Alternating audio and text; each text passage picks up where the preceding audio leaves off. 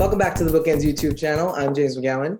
I'm Jessica Faust. And we are literary agents who have taken our popular blog to YouTube. We discuss everything from querying to getting your book on shelves in the publishing world. So our most popular video on the channel is undoubtedly the top 10 things we might reject a query over. Yep. And if you know anything about publishing, or even if this is your first foray into the industry, you know that there is a necessary importance to querying. It is like your cover letter for a job interview. It's the most important thing in agencies when they're first meeting you. So we wanted to spin that one a little bit. Yeah, today we want to talk about the 10 query mistakes you've never made. Right, because... Well, maybe never is the wrong word, but you're not making. The 10 query mistakes you're not making after watching a BookEnds channel video. Yeah, so there is so much query advice, and I think we've given all of it on the YouTube channel. So just sort of the 10 things that you know not to do now that you are a viewer. Yeah, if you're a viewer of this channel, if you read the BookEnds blog, and if you've even ever heard the name Query Shark, if you have any connection to any of those things, I will bet these are not mistakes you're making. I can't promise you've never made them, but I can promise you you're not making them now. And I can promise you won't make them after this video, but let's get to them, because now we're just making a whole lot of promises we really can't keep. So number one, it's that you have a solid title. Yes. Believe it or not, we get queries for untitled. Title to come. I can promise you you're not making that mistake. Yeah. It just, I mean, you created something, you should name it. And it shows a lot about, you know, the vision that you have for any book that you're querying, that you have a title on it, and a title that matches the genre, and really says a lot about your book. Yeah, titles matter. And if you've gotten to this point, you know that. Yeah. There are certain titles that really, I mean, there are requests I have made just on title alone. Yeah, sometimes, especially in nonfiction, right? Or cozies, like something where the title is really prevalent and telling you what the book is about. But there's sometimes that a title just hooks you and you're like, no, I need to know, or I need to read, or does it match? But we've done it with buying books. I have certainly bought books because that's a great title. I don't know what the book is about, but I'm just going to buy it and see. Yeah, you more than me. I'm a little more obsessive about that. But so number two, it's that you are in the correct word count range for your genre. Big deal. It's a big deal. Yeah, it's a big deal. And we'll get a lot of, well, this book really needs it, or I don't need all of those words to tell my story. But word count is, it's a thing for a reason. Yeah, and we've discussed this a lot. So as a viewer, we know that you know what we're talking about, that word count matters. We have done videos on it, and you may have actually already bookmarked the blog so you can refer to it at any point. But, you know, word count is not just because we like to read a certain word count. It actually goes to production costs for print books, and it goes to reader expectations. You know, a literary reader will, or a science fiction fantasy, is more comfortable and ready and willing to read a longer book. A cozy mystery reader has expectations of a shorter book. Right, yeah. And I mean, some genres require the lengthier word count too, like sci-fi fantasy, you're building worlds, and you might need that space. Not every book does, but it's just important to know those ranges when you're setting out, and then especially when you're revising. Mm-hmm. Absolutely. So number three is, this one drives me a little crazy, I'm not gonna lie. Oh, yes, I know why. I know why. You have to know your genre, and you have to know that your book will appeal to the audience in that genre, and who that audience is. Yes. And it is so important. Yeah, we get a ton of books where it's like, well, I think I heard once I'm genre agnostic. I'm like, okay. I think that your readers are not. You might be, but your readers are not. Editors are not, and agents are not. People are not genre agnostic. And then there will always be books that do crossover and all that. We're not diminishing the possibility of that at all. However, your book is going to land on a shelf in a bookstore, and it's important to know where and that will help you, an agent, and an editor pitch it to their teams. Listen, you, me, and most of you watching this video are readers, and we are often voracious readers, and we probably read cross-genre. Your average reader, who is really the person you want to buy your book, because once average readers start buying books, that really, then you know you're reaching a level of success. Your average reader reads in a certain genre. You know, I have friends who will want book suggestions and they want a specific genre. It's not that they're not open to others, but that's what they're looking for. That's what they like. That's what they read. And there's an expectation that they get from that genre that they like. Yes. And I think that's what makes a good writer, is knowing those expectations. And we've done a bunch of videos on this about do genres limit a writer. And if you're interested in more on that topic, definitely go watch them. But you should know the reader's expectations and you should play into them and challenge them at the same time. Yep. So yes, know your genre, and don't tell us in the query that you don't have one. Right. Or that you don't know it. Figure it out. Right. Yes. Find a critique partner, go to the library, go to the bookstore. There's plenty of ways to figure out your book genre. Yeah, when an author tells me they don't know their genre, what it says to me is that they're not reading enough. Right. They're not doing the necessary research it takes to start a business. Agreed. Yep. And that's just final thoughts. So number 4 is, okay, this one seems very obvious, especially to the frequently watching viewer. Yeah. But you have to have written a blurb, and you have to know what the book is and how to write one of those, and that it should be included in a query letter. Yes, it's very trendy as we're filming this to apparently not write blurbs anymore. Right. I have been getting quite a few 3-sentence query letters. That's it. No hello, no, you know, dear Jessica, just 3 sentences, nothing else. That will say something like, I've written a book and I think it's really great and I want you to represent it. And that is not an exaggeration. That's really what they say. It is really what they say. And or alternatively, it'll be paragraphs upon paragraphs about what the book is, not like what the entire synopsis. No, not even that. Like the themes of the book and when they wrote the book and their journey to writing the book and all that stuff, but nothing about the actual book that I need to know to make an educated decision if I want to read it. Right. So yes, the blurb, perhaps the most important part, it must be in your query letter. I would take out perhaps, I would say it is absolutely. It is, yeah, exactly. It is your query letter when you think about it. So I mean, sometimes it's the only thing we read. Right. I pop that open, I read the blurb. I probably skim the rest, maybe, sometimes not. Well, agents are after a good book. Yeah. All right, number 5, you are including a bio that is interesting, special, or connects you to your book. Yeah, I mean, you know, because you've been watching us, that you need to have a bio. Right. You also know, because you're watching us, that it doesn't have to be full of writing experience. If you don't have it, that's fine.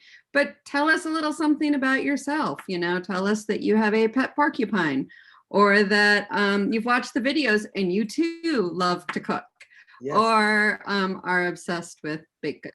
I don't know, but something that, you know, and if you personally have a connection to your book, you know, you're an animal tracker writing about an animal tracker, that should go in the bio. That's interesting. A lawyer writing a courtroom drama. Yeah. And if you're not, that's fine too. That is fine too, but it's always nice to know if you are. Yeah, but we like to hear a little something about you. You know, where do you live? Where are you from? What brought you to write this book? If you have something like that, that's great. It doesn't have to be overcomplicated. Right. In nonfiction, we talk about why you are the right person to write this book. Give us a little of that in your bio in fiction if you're having trouble writing one. That's sort of your little guiding light. Yeah. So number 6, this one in theory irks me, but I feel like every time it's happened and people have apologized, I'm just like, it's not really a big deal. But it is still nice to get it right. Use the right agent name. Yeah, I am not Jennifer. No, I am not Jim. No, oh no, I am not Jess or Jesse, and either is Jessica Alvarez. We are Jessica and Jessica, and that's it. Right. Use the right name. Don't presume to know a nickname if that's not the name that they go by. Make sure that when you're sending a query, you're not copying and pasting Dear Jessica when you send it to me.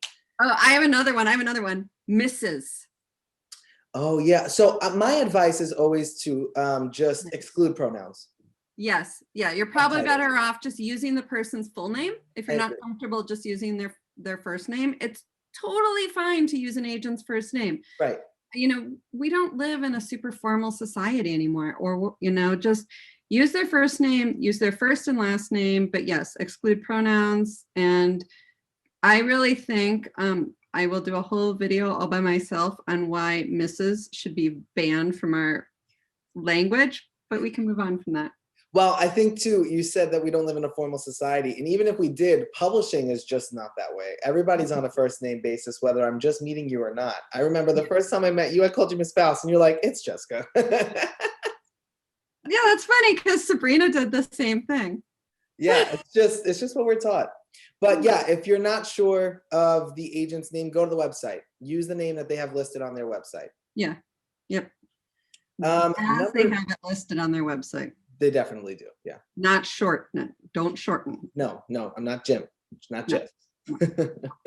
Okay, so number 7 is that the agent actually represents your genre. Yeah, you've done your research, which is why you're here. Hi. Right. That one's self-explanatory. I feel like there's nothing more to say. Don't create it is, but yet somehow it's not. Because here's the thing. So on Query Manager, because BookEnds uses Query Manager, there are checkboxes for what genre your book is. And there are so many people who try to get around that. Listen, if your book doesn't fit the checkboxes, I don't represent YA. I don't have YA in my checkbox. And yet I get so many submissions under anything else when it's not. It's YA. So don't try to sneak it around. Either we represent it or we don't. Right. You're wasting your own time. Yes. Which goes back to the video we did on, are you wasting your query, which is very valuable. Yeah. Shameless self-promotion. And if you subscribe, you won't miss any of them. Yep. Shameless. Okay. Number 8. Didn't berate the agent in the query or after they responded? And yeah. So I don't want to, the real beraters, is that the word, come after they've gotten a rejection, but it's also great when they open the query with, you probably won't like this anyway. How do you know? And also, well, what I don't like is your attitude, so probably not.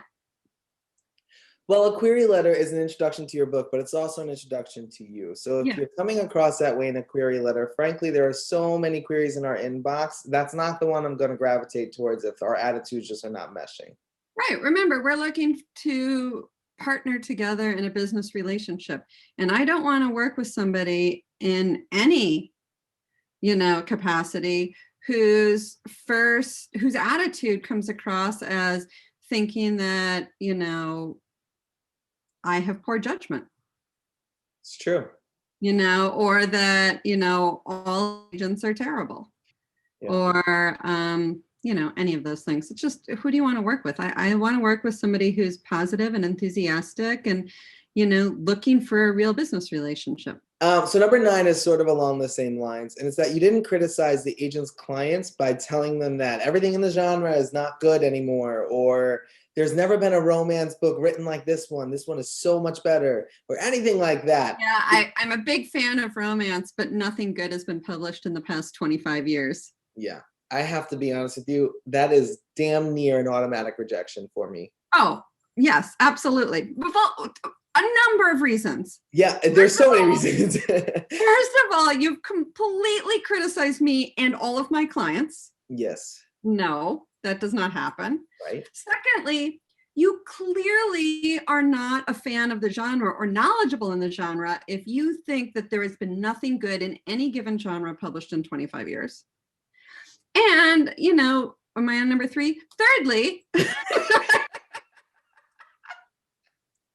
it's hard to count and rant at the same time. Oh, you're back. But thirdly, you don't know the genre. You don't know what you're writing if you think nothing is good. To me, what that says is you're really not reading. And if you think nothing's good has been published in 25 years, your book is probably dated by 25 years. I have a fourth one. Oh, good. It also shows to me a level of arrogance because you think that you are the best ever. And that also makes me question, do you have any inclination to revise and grow? Yeah. Do you have any inclination to, I don't know, hear anybody's feedback on anything? Because if you think yours is the best already, what the hell am I going to do for you? Right. So I think that's probably the most important one to me. And then it's that you're just not reading, because frankly, I could take the insult, I could take that one last, but frankly, you're just not immersed in what's happening today. Yeah, and it honestly doesn't bother me. You can insult me all you want. Even, berating me, that actually tends to amuse me. It really does. It really amuses me. But it doesn't mean I'm going to sign you. Right. But it's my clients who I have not just respect for, but I am in awe of the work my clients do on a daily basis. And for you to tell me that they haven't written anything good in their entire careers in most cases, nope. Yeah, you're not the savior of my list, bud. So we're moving on. Number 10. This one has been a trend in my inbox as of late, actually. Yeah. You didn't let somebody else send the query on your behalf. There seems to be a lot of that where somebody's assistant or somebody's coach or something is sending the query for them on behalf of Joe. There are services too. Some authors will pay for a service that will write and send the query. It doesn't work. I'm not building a business partnership with a service or your sister or your mom. I'm building it different. I think it's different if there is a reason why you need somebody's assistance for that. Assistance, yeah. Just sign your name. If someone else is helping you write the query, that's fine. Just sign your name. I wouldn't know the difference. It doesn't need to be from that person. I mean, if you really want to work around, get someone else to do it. Just make it seem like it came from you. That's a good point. That just seems most logical. I mean, let's face it. My assistant says a lot of things out with my name on it. Yeah. So there we are. Yep. So we know that none of you are making these mistakes. And the goal is that you walk away from this video feeling pretty good about yourself. Nice. So now you know you're making none of these mistakes. So you're not getting those instant rejections that agents like to rant about on Twitter. You're not doing any of these things that usually cause the rants, but you're still frustrated.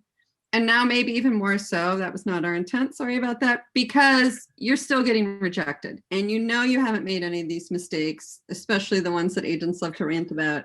So why are you getting rejection? And for me personally, I kind of think it comes down to one simple thing, and it's really that your book might not be different enough. And even when agents say it's not right for me, it's not. But often that can be broken down to because it just doesn't excite us. It doesn't sound different enough for us to go, wow, this sounds really cool. And at the end of the day, when we get a book, we want to go, wow, this sounds really cool. I want to read that. Mark can move for each agent, and that's the whole point of querying. Yeah. But if you're getting frustrated and you're getting down to the barrel, it's just the best thing you can do is start looking towards your next book. Yeah. And really, okay, how can I elevate it? It's constantly about elevating. And we have a video on the channel about choosing your best idea. So that's like our fourth shameless promotion today. Don't hesitate to watch that. So if you subscribe, you're not going to miss any of these. And if you're new to the videos, you too can be an insider and know not to make any of these mistakes if you subscribe. True. And don't forget to do that if you want to like this video or you thought we were just completely nonsensical. I would understand. But we hope to see you back. Anyway. Huh? Subscribe anyway. Subscribe anyway. That's the fun of it. We hope to see you back here next week. Bye.